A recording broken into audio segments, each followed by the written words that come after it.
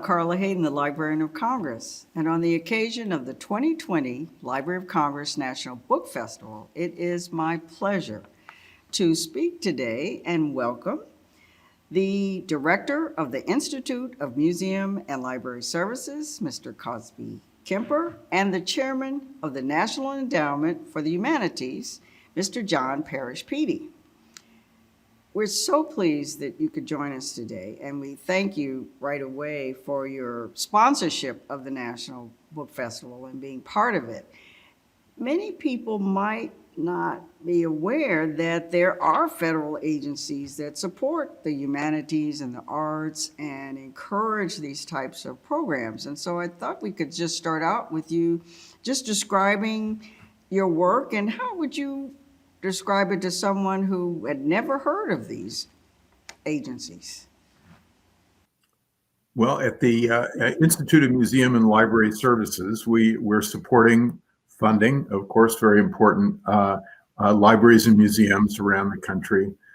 And I'd like to think we're helping preserve and expand civilizational values in the country, but we're doing some very pragmatic things as well. We're helping with technology. We're helping with the good thinking about best practices in both museum and library worlds, and about the future and the changing future of libraries and museums in the pandemic and post-pandemic is very important to the entire environment of learning in the United States. And so we think what we do is important. And you're right, it's relatively little known. Carla, thanks for having us on.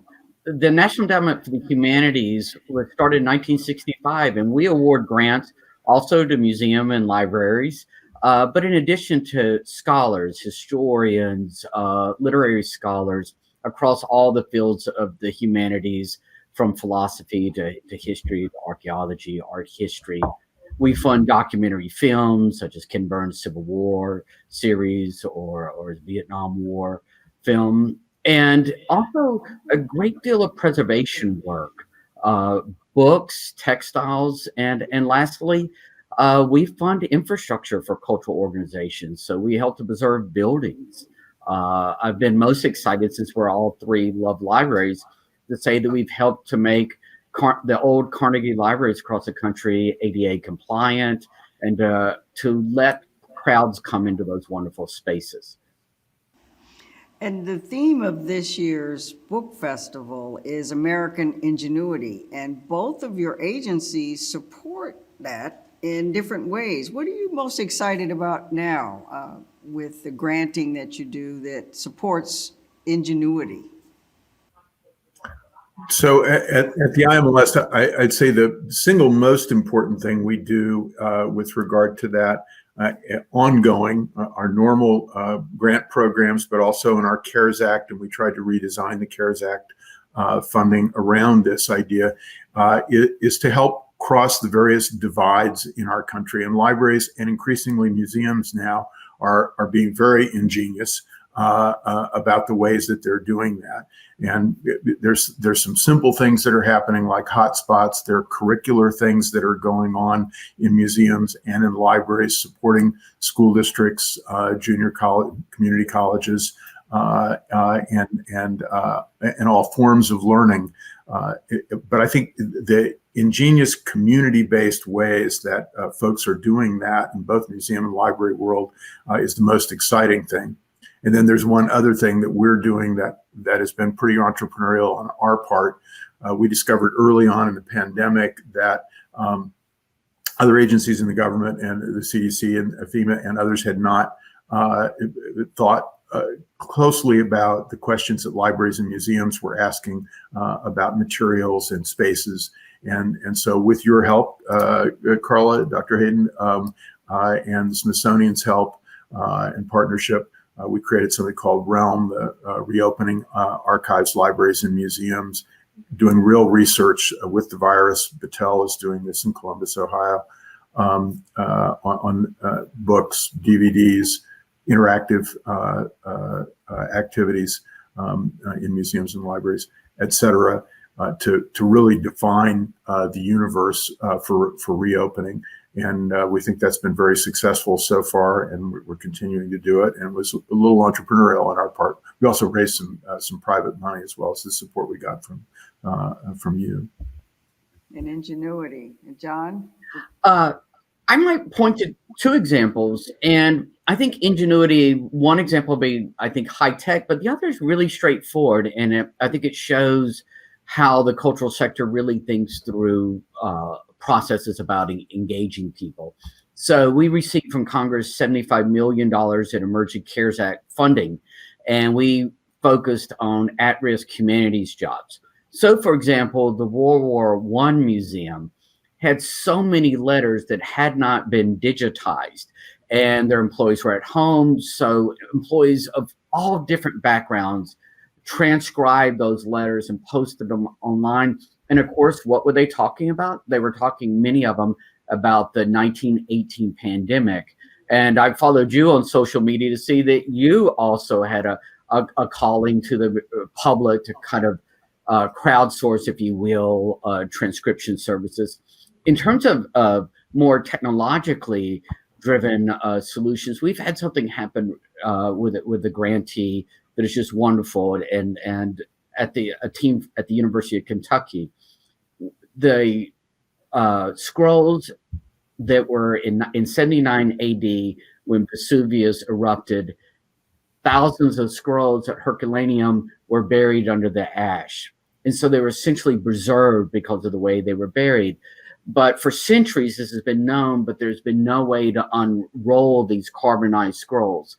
So using machine learning and analysis, they are able to electronically unscroll them. And so this is extraordinary. We're talking about 2,000 years of knowledge that has been sealed and locked.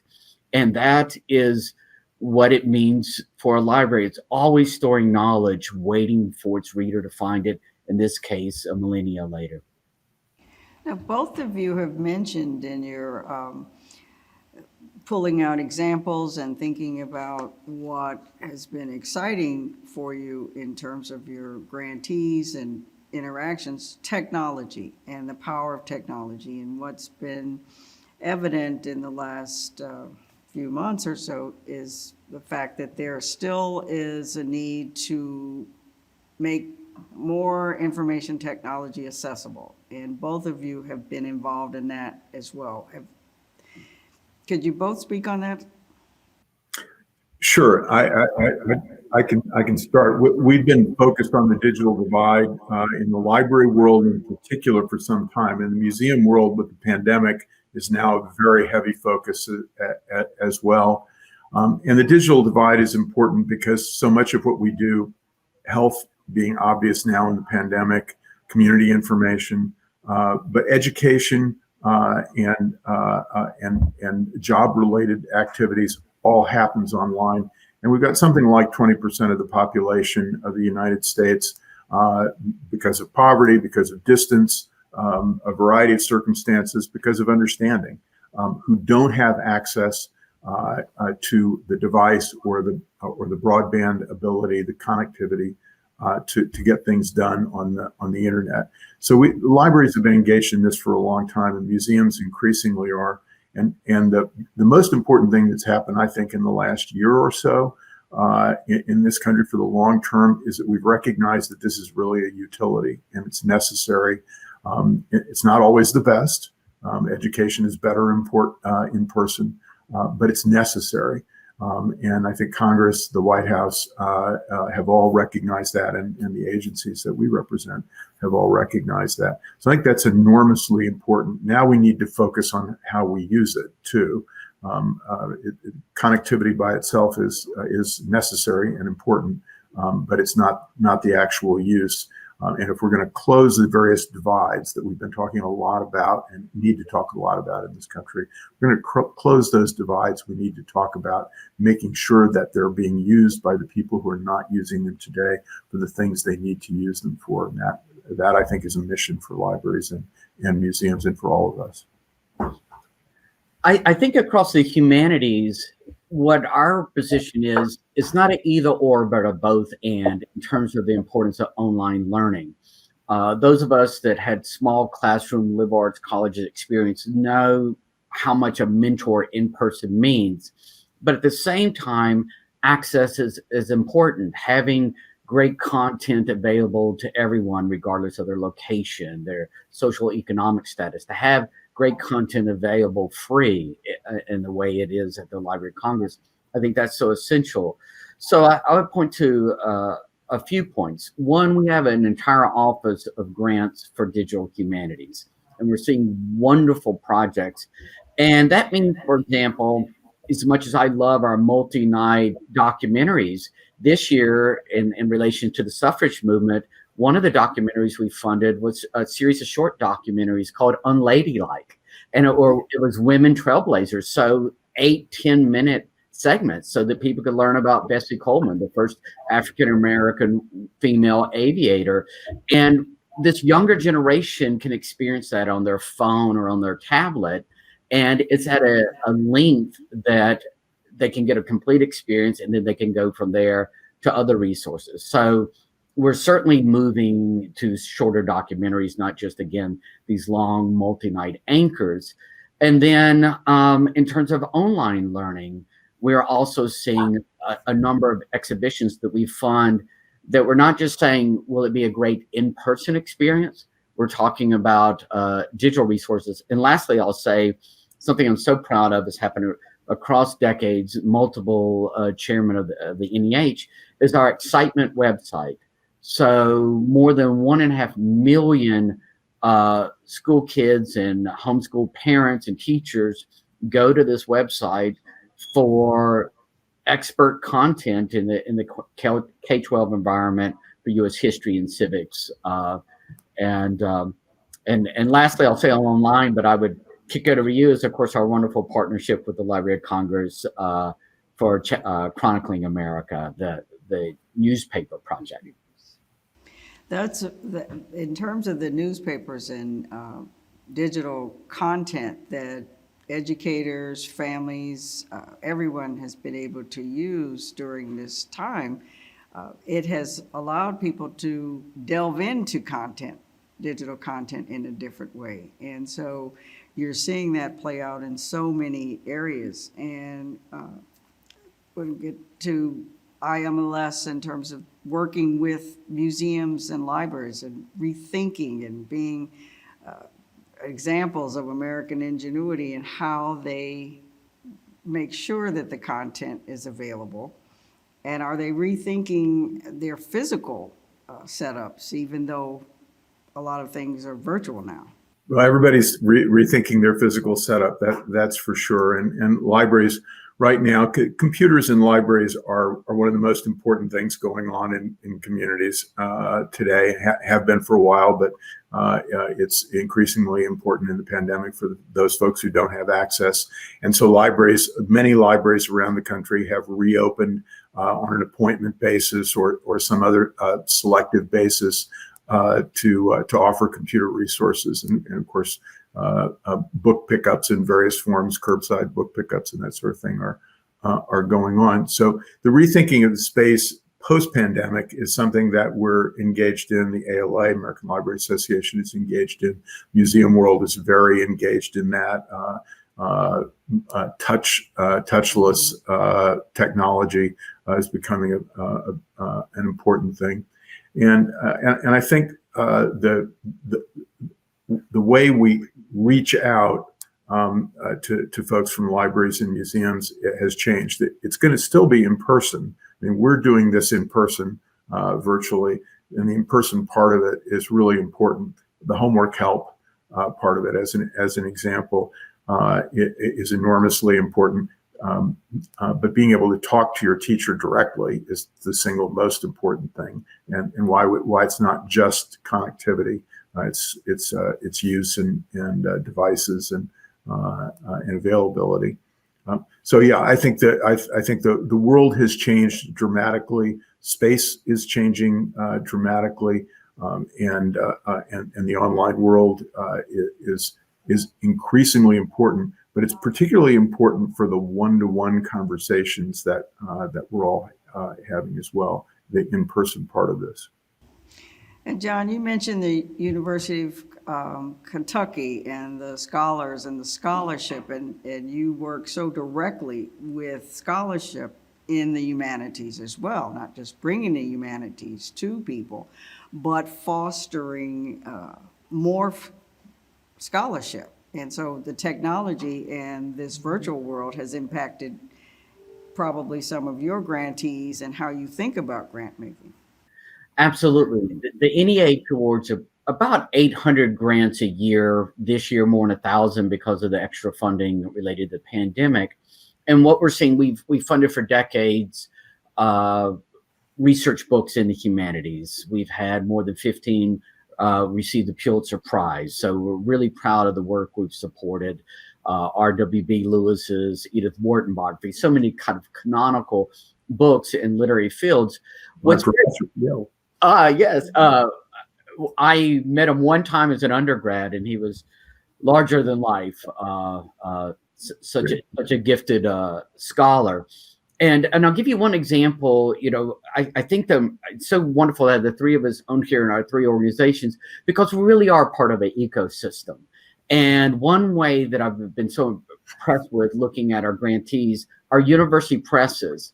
As you know, not everybody can get books in person. And so a couple of things have happened.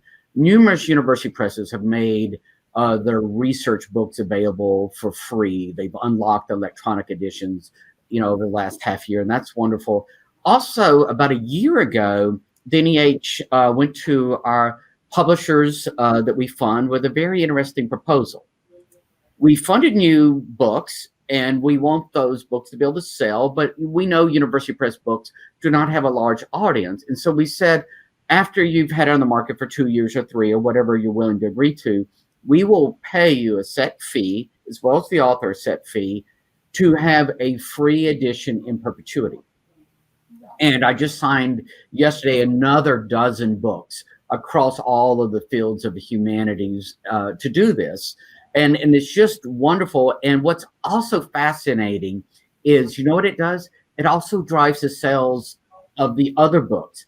Having a free edition in the world means somebody will read it, and then they'll adopt it for class. They'll get, if they're like me, I want the real book, between covers so I can underline and write in the margins. And it makes sure that the scholarship that is federally supported isn't obscure and it's not inaccessible. One thing I've been so impressed with your leadership as the nation's librarian is how much you talk about access and making sure that everybody knows this knowledge is everybody's knowledge. And so we are of like minds on that. Well, good, because I'm going to end this with something and really and people will want to know what you all are reading personally, because both IMLS and NEH are sponsors of the Roadmap to Reading, to really encourage part of the festival to enjoy great reads and things. So I'm just wondering, and I'm sure everybody really would be interested, what does the head of the Institute of Museum and Library Services, what are you reading? And definitely, what is the head of the National Endowment for the Humanities reading? Well, Carl, I'm always reading a few books at the same time. The book I just finished was Faulkner's Intruder in the Dust, which I'd never read. I'm a Faulkner fan over the years, but I never read Intruder in the Dust, which is a 1948 novel that is a lot about the kinds of problems that we're talking about today, the racial problems in particular. But it is both fascinating from that point of view. There's some brilliant moments in diagnoses of our problems from Faulkner in the book, and also some jarring language. 1948 and 2020 are two very different times. So that was the deep read for this week. I'm also reading Dorothy Sayers' Gaudy Night and Lee Child novel, Jack Reacher novel for fun, and a book about the Wampanoag Indians because I'm on Cape Cod right now. So I'm reading about my native ancestors. John? Well, I'm a Mississippian, so it turns out I've recently re-picked up Sound of Fury by Faulkner to reread. But I don't know how many times I've read it in my life, maybe at least a dozen. But a book I'm really excited about, a new release that I just finished a night or two ago, is by a friend, a wonderful poet, Natasha Trethway. Yes. She was, of course, poet laureate of the United States with the Library of Congress, and her new memoir, Memorial Drive, is just such a profoundly powerful book. It is about the death of her mother. It is also about growing up in a segregated South. She was born in Mississippi, biracial, and she was born on the Confederate Memorial Day, and she talks about the South in a really powerful way. And so Natasha's book, I did an interview for Humanities magazine about a month ago with Marianne Wolf, who has a new book, Reader Come Home. And I think she was at the National Book Festival actually when Proust and the Squid came out. But her new book has so many wonderful points about the science of the reading brain, to use her phrase. And we had this wonderful dialogue between her and then Louise Dubé, who's head of iCivics, who use what is called serious games to teach people about the Constitution. So those particular books. And then lastly, David Rubenstein's, I've dipped in and out of his interviews for the American Story, his conversation with historians. I'd like to second Marianne Wolf.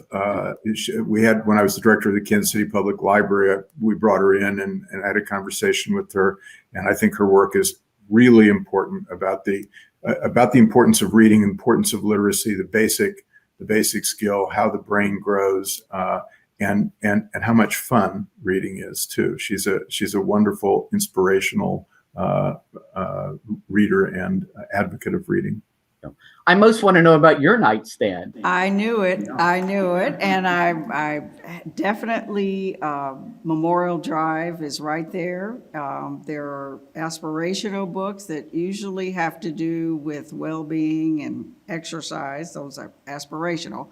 But also the books by Colson Whitehead, who is the recipient of the prize for American fiction, the Library of Congress. And so I've been able to go through from Sag Harbor to Nickel Boys, his latest, and that has been quite a journey because of all of the themes that have to do with what's going on in terms of racial justice and just history and all of that. So it's been a really wonderful journey. And then on the side, some mysteries for fun. So what history are you reading now? Okay, full disclosure, M.C. Beaton, her last novel, I followed her Agatha Raisin series for a long time. And so that, unfortunately, it is her last, but she wrote all the way up until I think she was 87 or so. So that's the fun. And now that I know, and we've all confessed about what we're reading, or we're thinking about what we're reading and encouraging, how did you fall in love with reading? That's so hard. Harold and the Purple Crayon grabbed the. There's so many moments in my life that a great book, but there are things like the Hardy Boys and Chip Hilton sports stories and whatnot, and Spider-Man in my youth that led to that. But I think it's all comes from Harold and the Purple Crayon, if I have to really tell you the truth about it. John?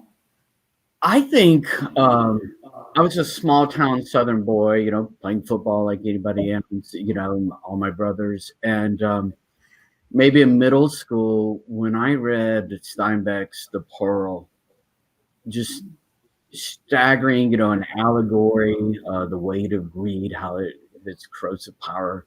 And then when I moved on to Mice and Men and just the heartbreak of it, Carson, and that takes me to Carson McCullers' The Heart's a Lonely Hunter, and I think by the time I was a teenager, I couldn't conceive of myself without books in my life.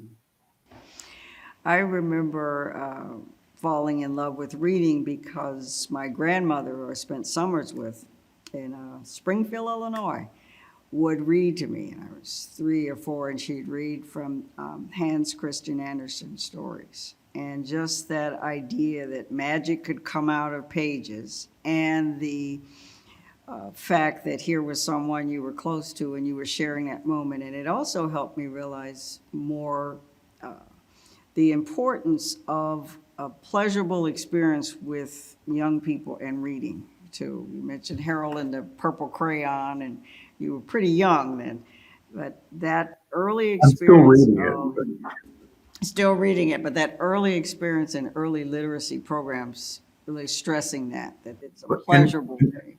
And parents and grandparents, family members reading Yes. is so important. I think that, that I would say everyone in my family read, and you could see the connection of what they read to a larger world. That was so important to me. My mother and father both. My grandmother, I remember when she gave me my first Agatha Christie novel when I was 13. Moments like that are so important, and usually it comes from somebody in your world that you admire. Right. It's so important that you see that reading is pleasurable, and it's important to someone that you look up to or you emulate. So, well, thank you for sharing that.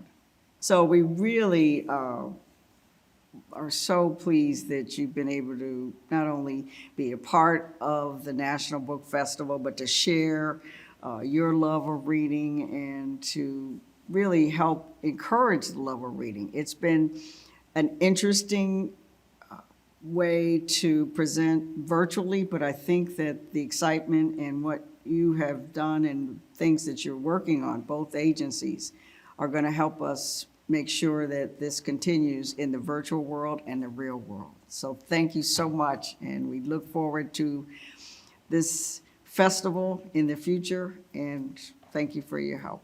It's a great thing. Thank Love you. to be a part of it. Thank you. Thank you.